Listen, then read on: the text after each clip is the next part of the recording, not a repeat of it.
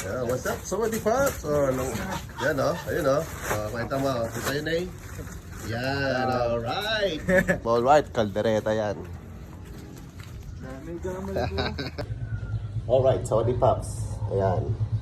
Nabalaybuhan ko na ang ating kwak-kwak. What? Ito na ang ating chop-chop na siya.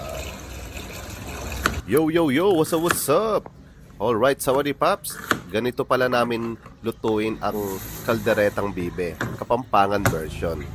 Maghiwa muna ng sibuyas, bawang, i-chop ang mga ito at ilagay sa karne ng bibe. Maglagay na rin ng seasoning ng paminta at gulgol na may dahon ng laurel. Lagyan na rin natin ng tantiameter na suka, tsaka tantiameter na toyo. Kapag napaghalo-halo na lahat ng ingredients, ang tawag namin dito ay singkotcha. Kung nakaabot ka na pala sa parting ito, paki-comment na lang yung pangalan. Shoutout kita sa akin next video. At shoutout na rin sa mga OFW, lalong-lalo na dito sa Thailand. Alright mga paps, papakuluan natin siya ng mga 1 oras sa uling para malambot talaga ang kanyang karne. Babalikan natin siya maya-maya.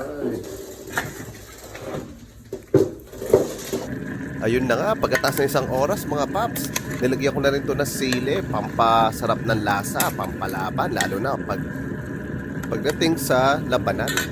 Kung iba, betche na nilalagay, ako naman, isang magic lang. Isang magic, sulit, ang sarap. At halu-haluin natin to mga paps. At pakuluan na rin natin. Mga 2 to 3 minutes lang naman ang papakulo. Kasi ilalagay natin ang susunod na ingredients. Alright, lagyan na natin ng Reno or liver spread. Yung malaki mga paps pampalapot at pampalasa ng lasa ng kaldereta. At halu-haluin na rin natin to mga paps hanggang sa lumapot ang sabaw nito.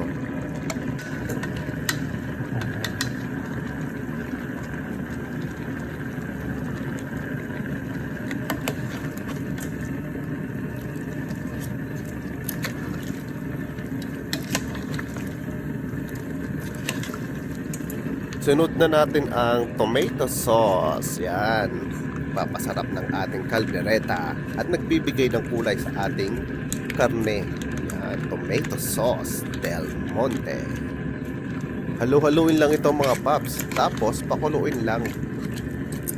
5 to 10 minutes lang pagpapakulo niya mga paps.